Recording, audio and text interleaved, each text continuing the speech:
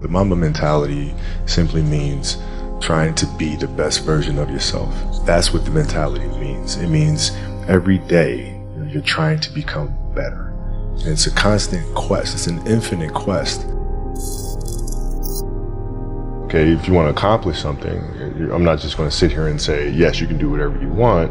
Yes, you can, but you have to also put in the work to get there. And when you grow up as a kid thinking that the world is your oyster, all things are possible if you put in the work to do it, you grow up having that fundamental belief. I had goals, I had expectations and things I wanted to accomplish, and so like the outside world could not meet that for sure. Like, I knew I wanted to win like 5, 6, 7 championships. That was my goal. For me to come out and say that, people would think I was a lunatic. So no matter what they said or what they threw at me, my expectations were certainly higher. So by the age of 6, I was already strategizing versus other 6-year-olds. At the age of 6, I figured out 6-year-olds couldn't dribble with their left hand. When I was playing these 6-year-old kids, I would make them dribble with their left because I knew they couldn't. And so they dribble off their foot, pick it up, lay it up. Do it again, dribble off foot, pick it up, lay it up. So at 6 years old, I had 63 points. And I scored not a free throw, nothing, not a lucky shot, not a breakaway layup, 0 points. And I remember crying about it and being upset about it. And my father just gave me a hug and said, listen, whether you score 0 or score 60, I'm gonna love you no matter what. Wow. Now, that is the most important thing that you can say to a child. Because from there, I was like, okay, it gives me all the confidence in the world to fail. I have the security there. But to hell with that, I'm scoring 60.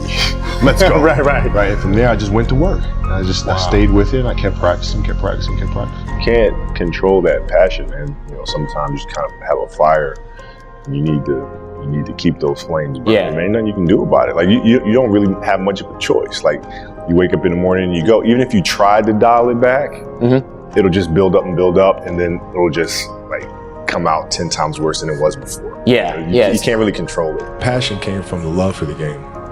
I loved everything about it. Like the smell of the ball. You love the smell of the ball? Yes, ball. The smell of like brand new sneakers, and like the sound the ball makes when it hits the ground. Sneakers in the gym. Ball going through the net, like all those things I love. And so the passion comes from that, because once you have that love, you just want to be a part of this thing all the time. Trivial things weren't going to pull my attention.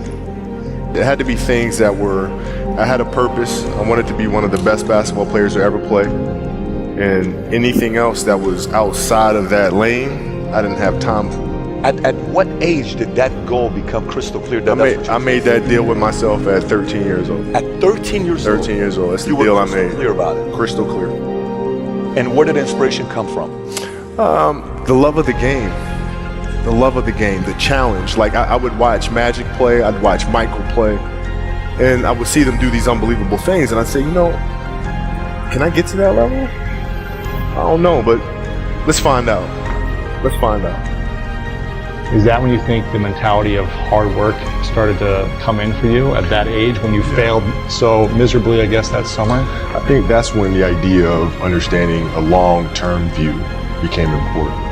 Because I wasn't going to catch these kids in a week. I wasn't going to catch them in a year, right? So that's when I sat down and said, okay, this is going to take some thought, all right? What do I want to work on first? All right, shooting. All right, let's knock this out. Let's focus on this. Half a year, 6 months, do nothing but shoot. All right, after that, all right, creating your own shot. And you focus. So I started creating a menu of things. When I came back the next summer, I was a little bit better. Everything was done to try to learn how to become a better basketball player.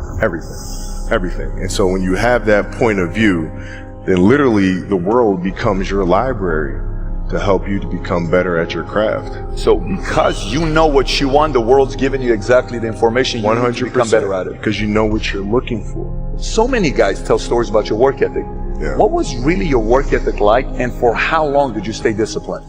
Well, I mean, every day. Since 20 years. It's an everyday process, and trying to figure out strengths and weaknesses. For example, jumping ability. My vertical was a 40, it wasn't a 46 or a 45. My hands are big, but they're not massive. Right, so you got to figure out ways to strengthen them so your hands are strong enough to be able to palm a ball and do the things that you need to do. Quickness, I was quick, but not insanely quick. I was fast, but not ridiculously fast. Right, so I had to rely on skill a lot more. I had to rely on angles a lot more. I had to study the game a lot more. And but I enjoyed it though. So like from the time I can remember when I started watching the game, I studied the game, and it just never changed. You gotta learn, man. I mean, Beyonce's same thing. Really? After a performance, she's immediately on her laptop rewatching the performance. No way. Yes, seeing how to do things better. What could we have done differently? I mean, it's an obsessiveness that comes along with it. You want things to be as perfect as they can be, understanding that nothing is ever perfect. But the challenge is try to get them as perfect as they can be. And what can you do? It's in your control. You really focused on practice. Tell us what you brought to practice and how you sort of made that standard for the rest of your team. Well, I mean, here's why practice was important to me. Not from just the standpoint that I enjoyed playing. Like, I enjoyed being there. I enjoyed getting better. But as a leader of a team, it's also your responsibility to elevate the rest of the guys. And what people tend to get stuck on a lot is saying, okay, the way to make players better is to pass them the ball when they're open. It's a very trivial way to look at things. What you have to do is you have to get them emotionally to want to be better.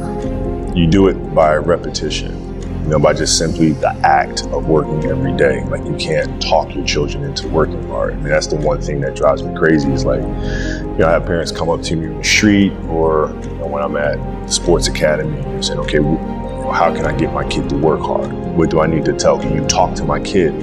I say, listen, it's not something that you can talk through. It's a behavioral thing. You have to get up every day and do the work, right? Consistently do the work.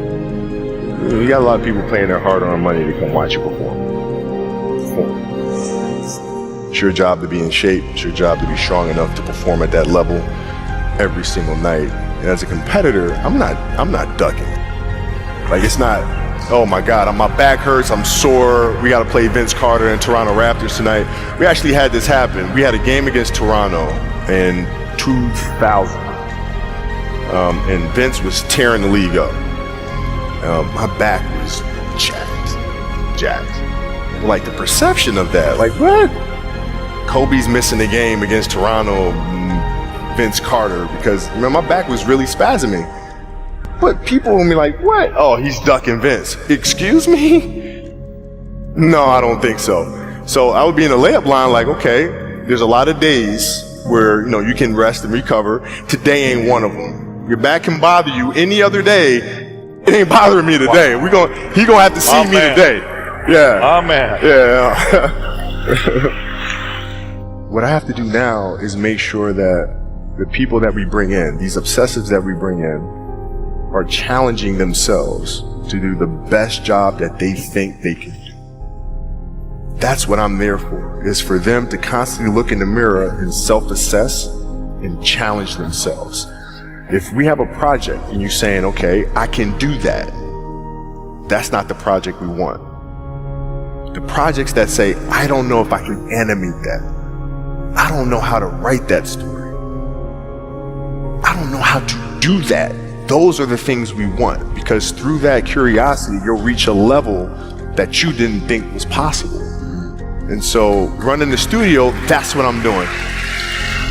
Why still wake up that early and train at this level in your life right now? For me, it was like, okay, I have to aim for something. So I said, I want to aim for size, aim for bulk, right? So that's a tangible thing. I'm going to go for that, right? But then also, it's my children.